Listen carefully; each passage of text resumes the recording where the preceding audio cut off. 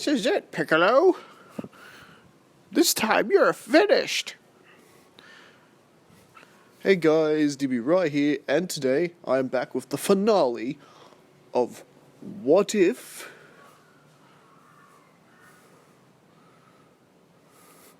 King Piccolo defeated Mutaito. I'm pretty sure that was the name of the series. And this continues right where we left off last, with an adult Kakarot along with Master Roshi and Kami.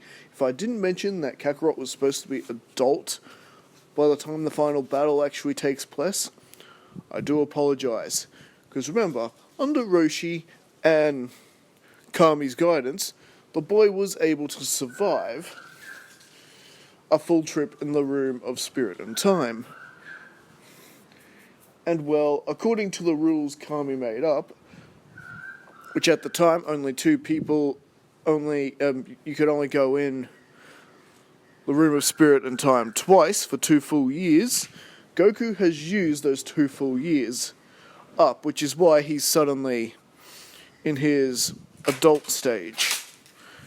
And, well, this means that, Kakarot is actually quite significantly strong. Plus, we've also got Kami, who's used the Dragon Balls on himself to make him young again, bringing him back to the prime of his power. And, well, of course, there's Roshi. And, well, the battle has already been a fierce one, when especially you got warriors such as Yamcha, Tien, even Bulma, who has managed to invent herself a key-like battle suit, which has made them capable of fighting back against King Piccolo's Legion. And well, now that Kakarot,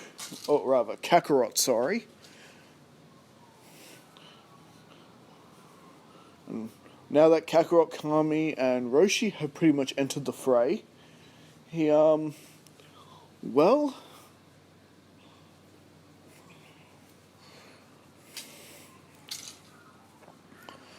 it is now an all-out battle between them and King Piccolo's elite.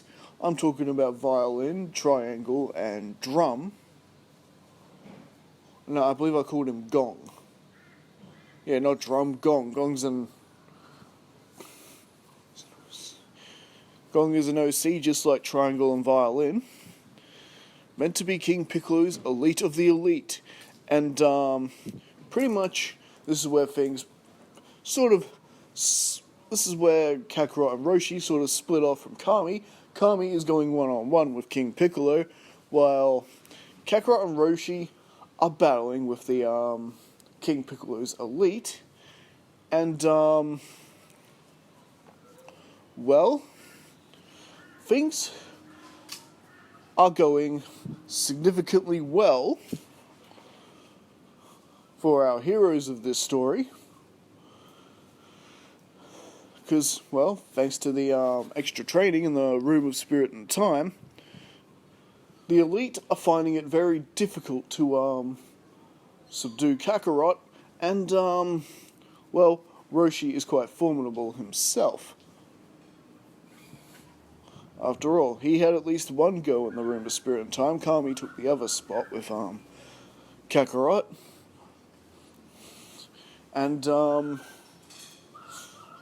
so yeah, essentially, it seems that they're going to make short work of King Piccolo's elites. However, one of them manages to snag Kakarot's tail, a weakness they overlooked.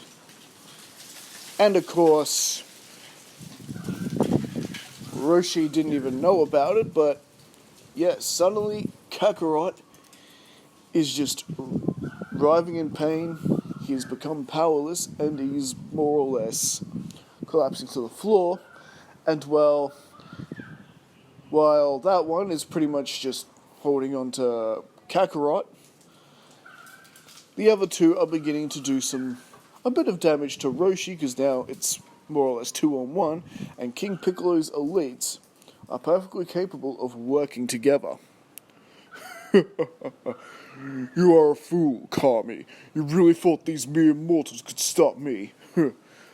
That one was my slave. And this one is a past his prime has-been. What were you thinking?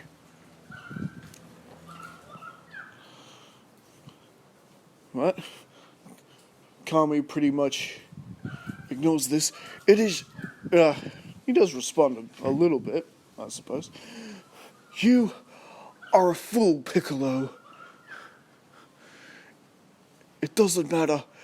Even if you stop us here and now, sooner or later, someone will surface and stop you. And well, Kami digs deep and is able to pull off a little bit more power, and actually does manage to get the upper hand on King Piccolo, at least for a little bit. But King Piccolo isn't no fool. Ever since Kakarot got away from him, and well, King Piccolo had been undergoing some special training. I held back for old time's sake. But now I'm going to show you my real power, unrestrained. And well, as it turns out, King Piccolo just starts thrashing and dominating Kami, and well, it's beginning to look like that all would seem lost. Except during the battle, at some point, King Piccolo and Kami had made a bit of a hole in the roof. You can see out to the night sky, and there is a full moon. Oh, DB Right, you're ending this the same way as the what if King Piccolo won scenario. Yes, well, you may be right. But is this actually the same ending? Let's find out. Kakarot is just able to move his head up and stare into the full moon. But boom. Meanwhile, Violin is over Kakarot. You really should have stuck with us, kid. With us, you had it great. You could have lived like a king instead of a loser. And well, he hasn't noticed that Kakarot is starting to get bigger. Ba-boom, ba-boom, ba-boom. And next thing you know, Violin is loosening his grip of his tail as Kakarot begins growing bigger and bigger and goes under the Great Ape transformation. And now Kakarot is stomping around. Kakarot hasn't been in this form since he initially escaped from King Piccolo's cell. And needless to say, the first thing he does is pretty much step on Violin.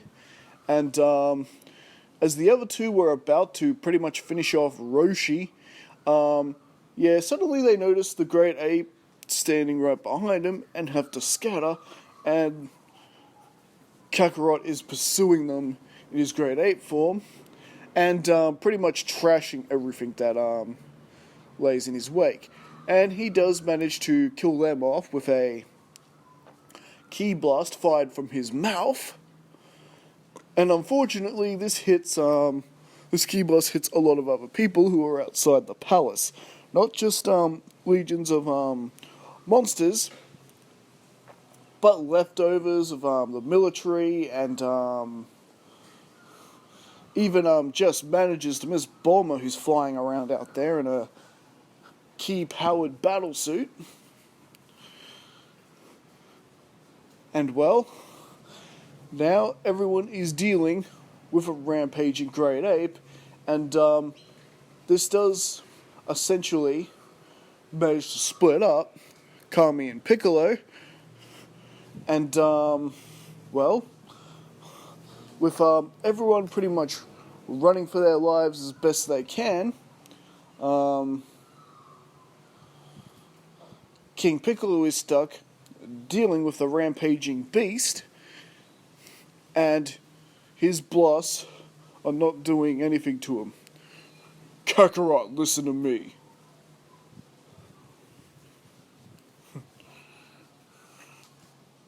It is a shame. You would have been quite useful to me. But unfortunately, I have to destroy you.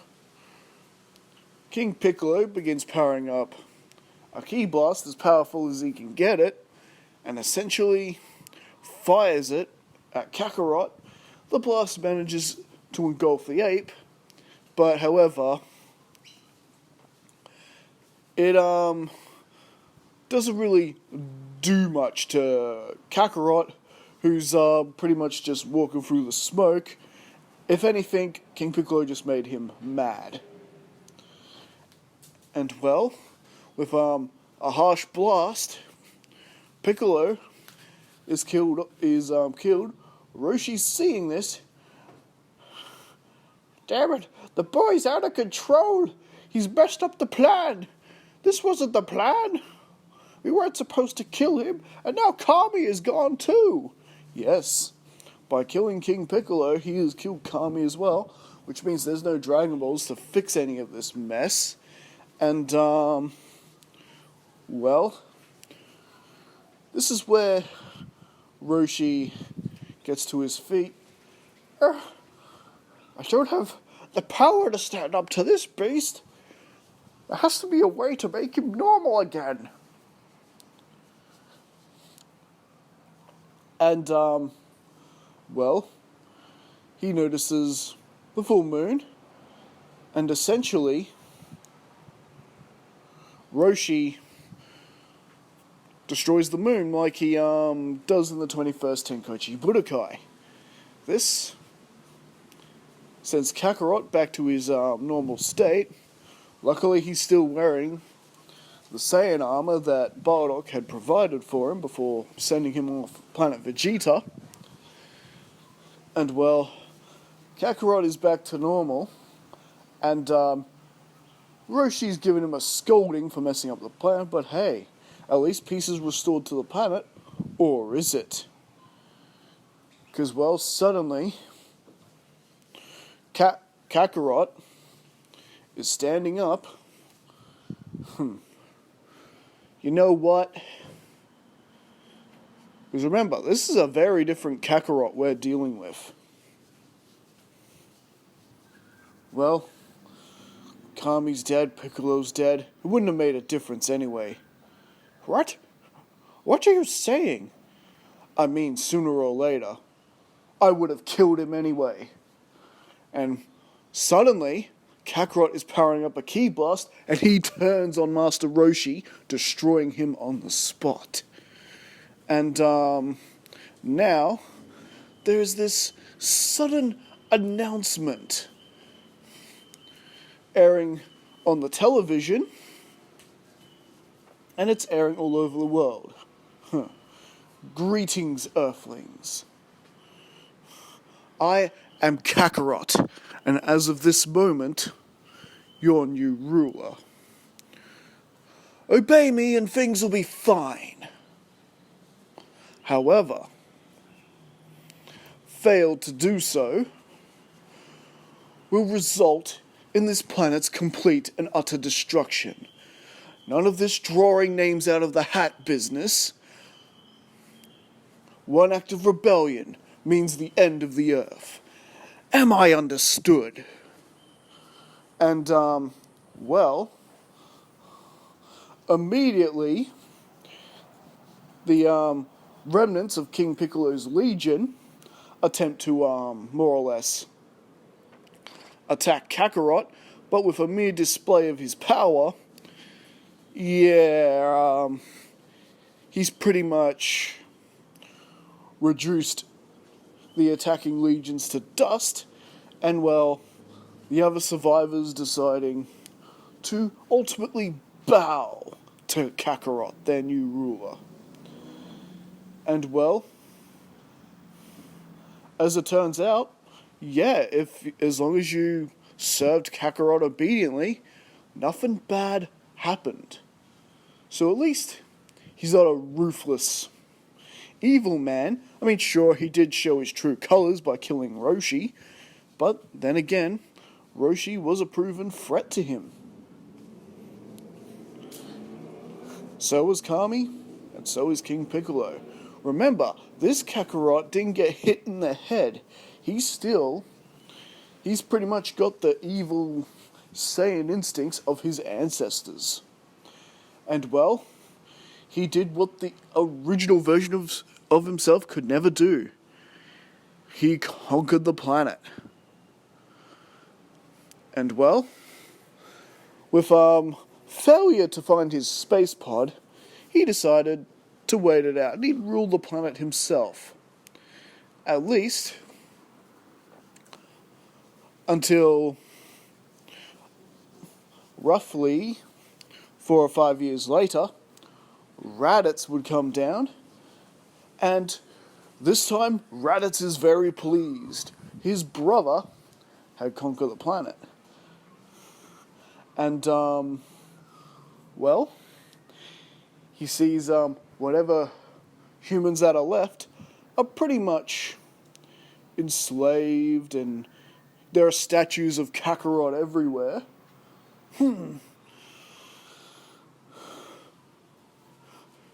Ever since the beginning, I wondered if Kakarot actually had what it took. But looks like he's done rather well. Now, to bring him back completely into the fold. And well, Raditz actually appears before his brother. Well, not without a little struggle. There is a brief fight between him and now what is now known as the Kakarot Legion, but they're pretty much reduced to nothing at the sight of Raditz. And Kakarot's going, "Who dares enter my throne room?" And well, he notices the being, the Saiyan armor, the scouter, the tail. Wait, you're a Saiyan, just like me. I'm more than that to you, Kakarot.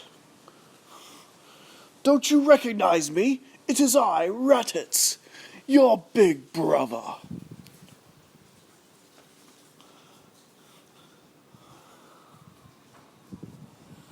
And well, Kakarot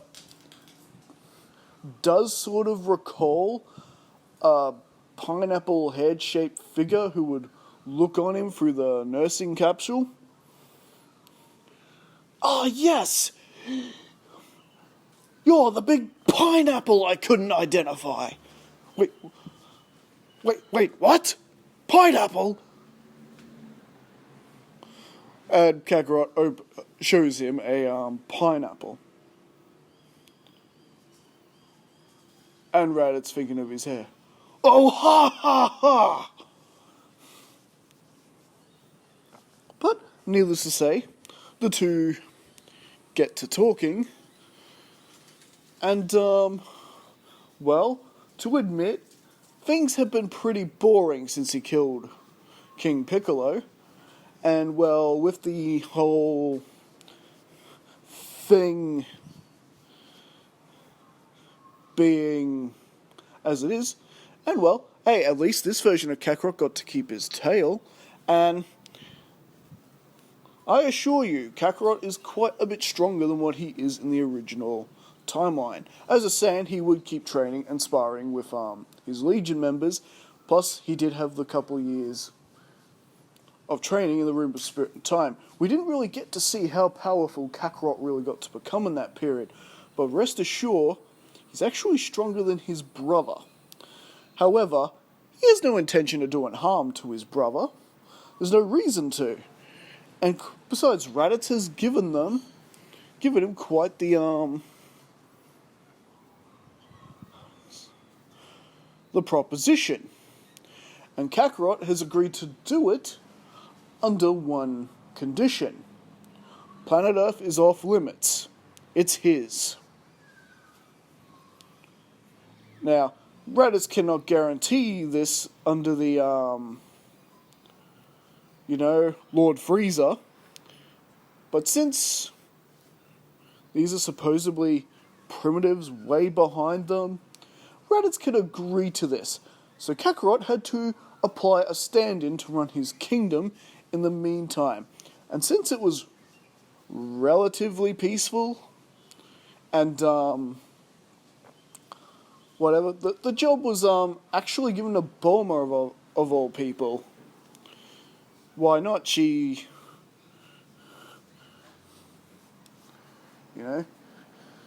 put up a good resistance in overthrowing King Piccolo. She's smart. She's basically a CEO of Capsule Corp.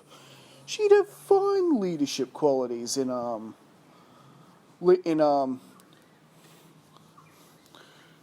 protecting the planet. Plus, she was Kakarot's wife in this timeline anyway. Not that it was a mutual relationship, mind you, but Bulma got used to it over time. Got to know the Saiyan within the Saiyan. And so, Bulma has sworn to uphold the ideals. Why not? There literally hasn't been a crime since Kakarot took over. And well, with that, Kakarot parts his way temporarily from Earth in order to assist Raditz, Nappa, and Vegeta in this job Raditz was talking about. This, of course, turned out to be very easy pickings for him. After all, we've got a Kakarot who's basically...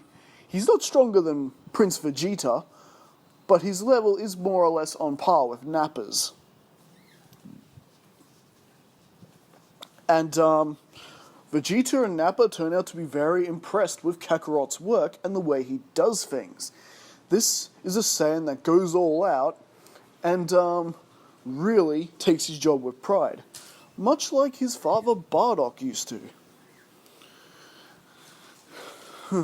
Raditz can't help but see a lot of Bardock in his kid brother. I see you're more like father than just your looks. And Kakarot sort of scolds at this. Yeah, and when are you going to do your fair share around here? Uh-oh, now little brother has joined the Pick on Raditz bandwagon. And with that, Kakarot is pretty much introduced and welcomed into the Frieza Force. And, well, where would this journey lead us from there? Well, I'm afraid this is where we're leaving things for now, but this is meant to be the finale of the King Piccolo defeats Mutaito story, and that's wrapped up. But if you would like me to continue this in some sort of form, might not be necessarily in what if form, it might continue on as a comic or maybe another audio series like Bardock Deep Space. Let me know in the comments. Don't forget to like and subscribe, and I'll see you guys next time.